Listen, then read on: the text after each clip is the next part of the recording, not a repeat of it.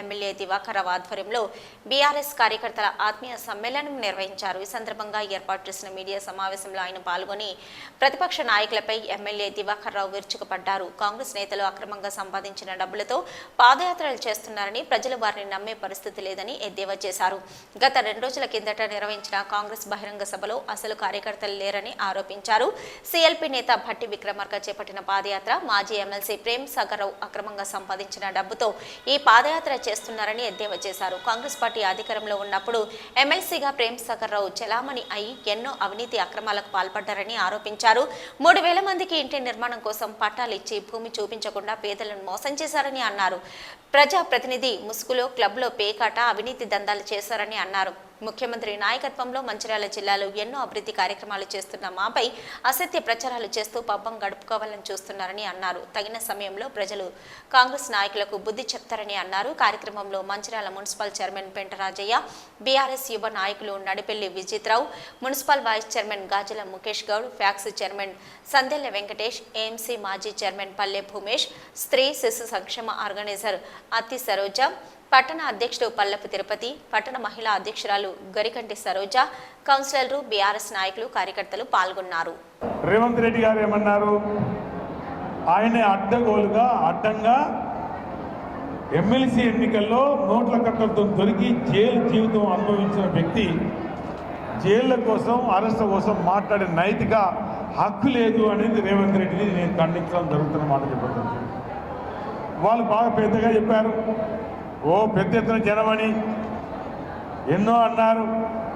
వాస్తవంగా అక్కడ 6 ఎకరాల భూమి వేసింది, 10,000 కుర్చీలు, 20% ఖాళీ ఉన్నాయి. అది మొత్తం తెలంగాణ నుంచి వచ్చారు, ఉమ్మడి జిల్లా నుంచి వచ్చారు, ఖమ్మం నుంచి 20 బస్సులు వచ్చాయి, అటు వేరే కాన్స్టిట్యూన్సీ బస్సులు వచ్చాయి. అన్నీ కలిస్తే వేసినాయి 18,000. ఏదో అబద్ధం ఆడే అవసరం నాకు లేదు, కానీ గొప్పలు బాగా చెప్పుకున్నారు. భూగతంపుడు ఉపన్యాసాలు బాగా చెప్పారు. లక్షలు లేవు, భిక్షలు లేవు. ఎంత వచ్చిన సంగతి, ఏ రకంగా మరి కుర్చీలు కాలిన సంగతి, అది అట్టర్లీ ఫ్లాప్ అయింది. జాతీయ కాంగ్రెస్ అధ్యక్షుడి సభ ఫెయిల్ అయింది.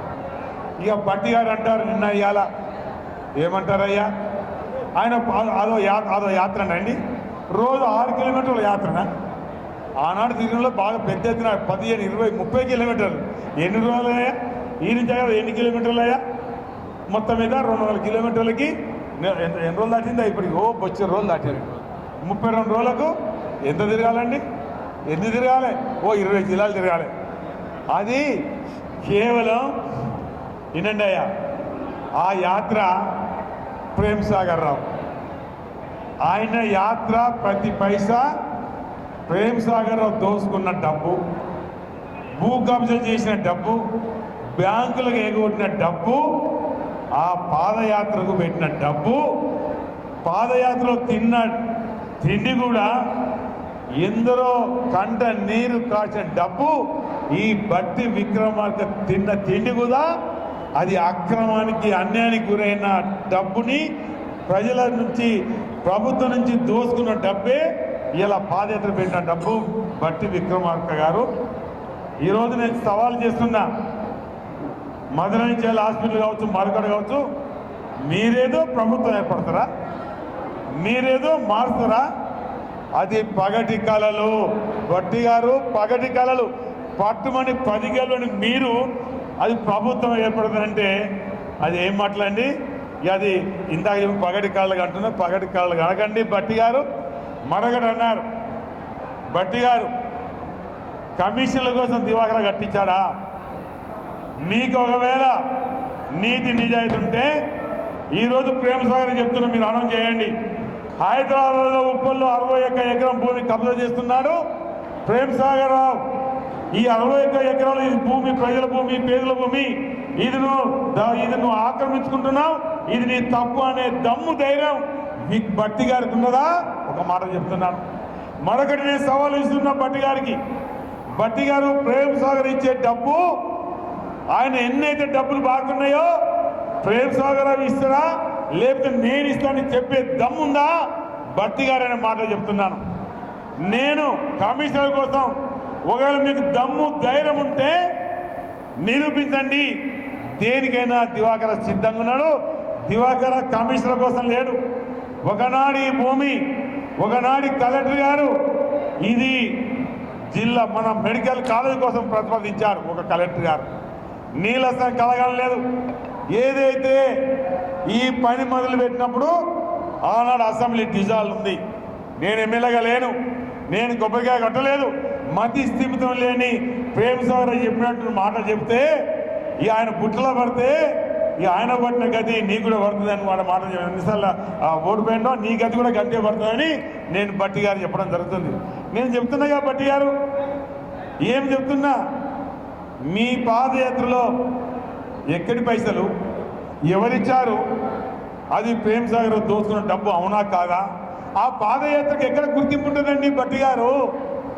అందుకే ఎవరు రేపు గల్లంతెదరో, బట్టి గారి గల్లంతెదరో, కాంగ్రెస్ గల్లంతెదరో, మళ్ళీ కేసీఆర్ పాలన ఇక్కడ ఉంటుందని నేను బట్టి గారికి సవాల్ విసురుతున్నా. నేను చెప్పిన 3 మాటలు మీరు అనౌన్స్ చేయాలి. ఉప్పల్లో 60 ఎకరం, ఇక్కడ తనకు కట్టుకున్న ఇల్లు ఒక 10 లక్షలతోటే ఆ 14 గుంట భూమి 14 గదాలు తీసుకున్నావు. దాని మీద విచారణ జరపండి.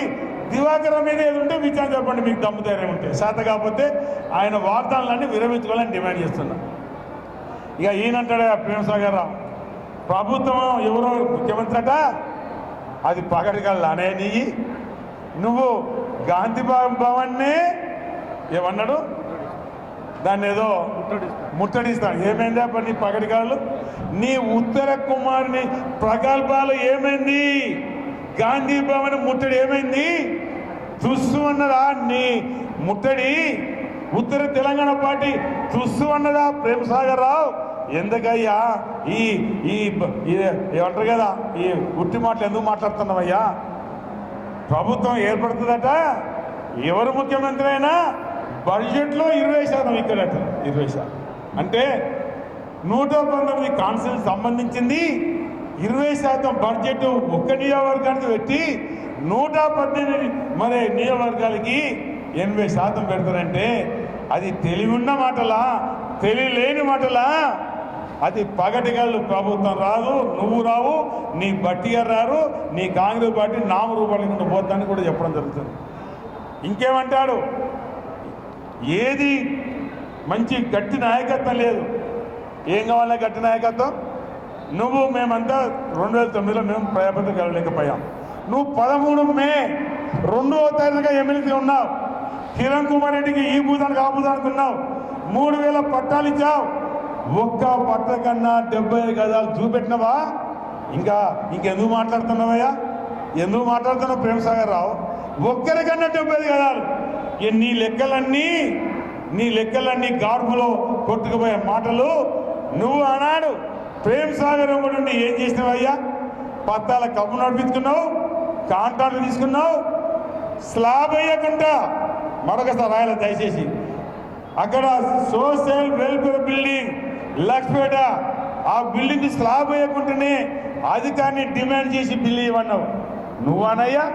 ప్రజల కోసం మాట్లాడు నువ్వు అనయ్యా? ఇవ్వకపోతే అధికారిని ట్రాన్స్ఫర్ చేశావు. నేను అధికారి వల్ల నేను తెచ్చాను. ఇక నీలాంటి అవినీతి పరుడు నువ్వు నీ ప్రగల్భాలు ఉత్తర కుమారుని ప్రగల్భాలు అవుతాయా కాదని చెప్పడం జరుగుతుంది. దమ్మున్నది కాబట్టి, ముఖ్యమంత్రి గారు దమ్ముంది, మా అందరి దమ్మున్నది కాబట్టి మంచిర్యాల జిల్లా medical college, nursing college, Mancherial అంతరం బ్రిడ్జ్, ఇక్కడి నుంచి అక్కడ దాకా ఏదైతే black spots up to Jaipur దాకా దాదాపు 100 కోట్లు. అదేవిధంగా సడి సంఖ్యల్, అదేవిధంగా పట్టాలు నస్పూర్లో, పట్టాలు బెల్లపల్లిలో, పట్టాలు రామకృష్ణపూర్లో, అదేవిధంగా చెన్నూరులో దాదాపు 40 లక్షల ఎకరాలకు నీరు. బెల్లంపల్లిలో చిన్నయ్య గారు అక్కడ నివాసన్న, అక్కడ భూమికి పట్టాలు 7,000 పట్టాలు. మా దగ్గర 3,000 పట్టాలు శ్రీరాంపూర్లో, 4,000 పట్టాలు చెన్నూరు. ఇవన్నీ దమ్ముంటే చేసినామా, దమ్ము లేక చేసినామా?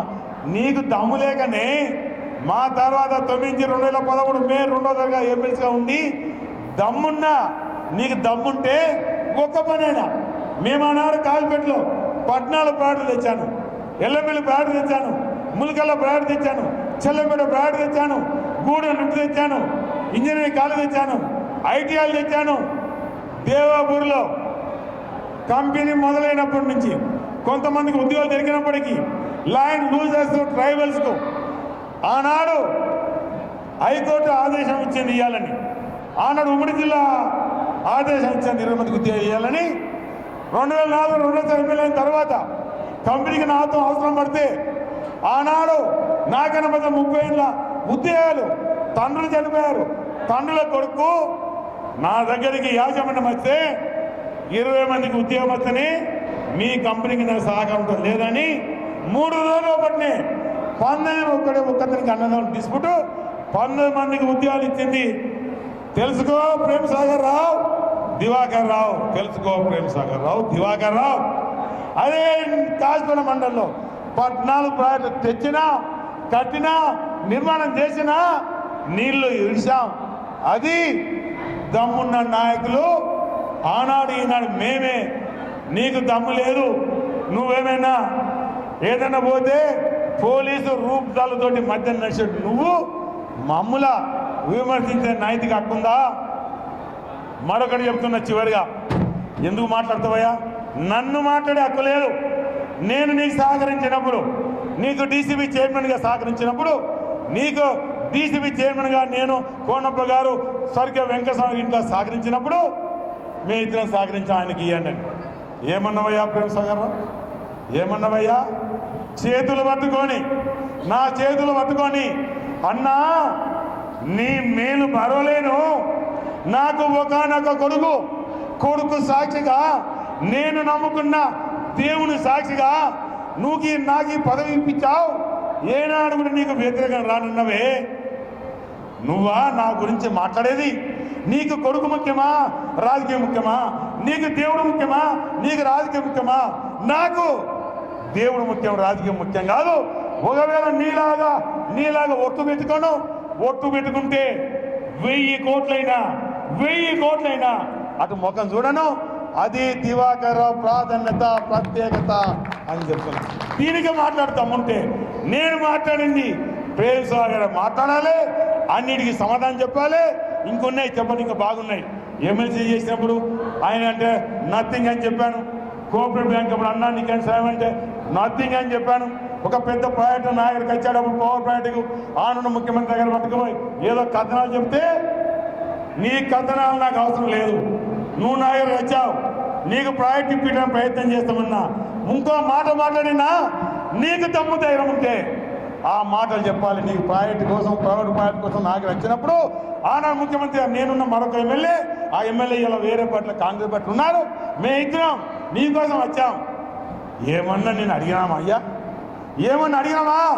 నీకు కలిక ఉంటే చెప్పు, ప్రెస్ మీట్ పెట్టి నన్ను ఇది అడిగిండని. ఎమ్మెల్సీ ఎలక్షన్లో, డీసీబీ ఎలక్షన్లో, నీ పవర్ ప్రయారిటీ విషయంలో చెప్పవయ్యా. చెప్పకుండా శాతగాని వ్యక్తి మందితోటి చెప్పడం కాదు. ఇదే చెప్తున్న సవాల్ కమాన్ చెప్పు. నేను చెప్పిన వాడికి అలాంటి వ్యక్తి నీకు మాట నిలకలేదు. కొన్ని రోజులు కండోలేదన్నాడు, ఏ పాట అన్నాడు, ఉత్తర తెలంగాణ అన్నాడు, అన్ని దుస్సున్నాయి. ఇక అక్కడ హైదరాబాద్లో 60 ఎకరాల కబ్జా, అది కూడా కబ్జా కాదు, బ్రహ్మాండంగా అక్కడ ఎదుర్కొంటున్నారు. కేసు అనుకూలంగా లేదు, వేరేకి వచ్చింది. నీ బట్టలు, నీ బయారం అంతా ఇక బయట పడుతుంది. బిడ్డ ఎందుకయ్యా ఆ మాటలు? ఎందుకయ్యా ఈ లంగదనము, ఈ దోపిడీలు, ఈ ఎగబెట్టుడు? నీ దగ్గర కార్యకర్తల దగ్గర బొచ్చడు పైసలు అడుగుతున్నావు కాదయ్యా, మాకే చెప్తున్నారు. నీ దగ్గర కార్యకర్తలనే లక్షలు అడుగుతున్నావు, మాకే తెలుస్తుంది. గది మీద మొదలు నేర్చుకో. మాకు ఏదో డబ్బు ఉర్రివలు మేము మాకున్నంతనే మేము ఖర్చు పెడతాం. నీ లెక్క ఏదో సవాలు విసిరినట్టుగా, అర్రాజు పాడినట్టుగా నీ పాట లేదు, నీ పైసలు లేవు, మందిని ముంచి పెడుతున్నావు. మేము మందిని ముంచు లేదు. నా జీవితంలో 1000 మందికి ఉద్యోగాలు ఇప్పించాను. నా జీవితంలో 1978 ఒక్కరి దగ్గర కూడా నయా పైసా ముంచు. అది గొప్పతనం. నేర్చుకో ఆయన. ఇంతకన్నా చెప్పలేను. మన ఆ సభ అది అట్టల్లి ఫ్లాప్, ఏం లేదు. ఆయన ఒక దిక్కు రేవంత్ రెడ్డి, ఒకరికి బట్టి విక్రమార్క గారు, ఒకళ్ళేమో ఈయన నాయకత్వం, ఒకళ్ళు ఆయన నాయకత్వం, ఈ నాయకత్వం లేదు, ఆ నాయకత్వం లేదు. అది రానున్న ఎన్నికల్లో ఇక ఏదో బ్రిటిష్ సామ్రాజ్యం దేశం నుంచి ఎట్లపోయిందో ఈ తెలంగాణ, ఈ కాంగ్రెస్, ఆ బీజేపీ రెండు పొగడకాయం కేసీఆర్ నాయకత్వం. ఇక్కడ రేపు ఢిల్లీలో కూడా ఎర్రకోట మీద ఈ కేసీఆర్ నాయకత్వాన్ని ప్రతిపక్షాలు ఆ ఎర్రకోట మీద ఎగిరే జెండలో భాగస్వామ్యం ఈ భారతీయ రాష్ట్రీయ సమితిదే, అది కేసీఆర్ ఉంటున్న మాట చెప్తూ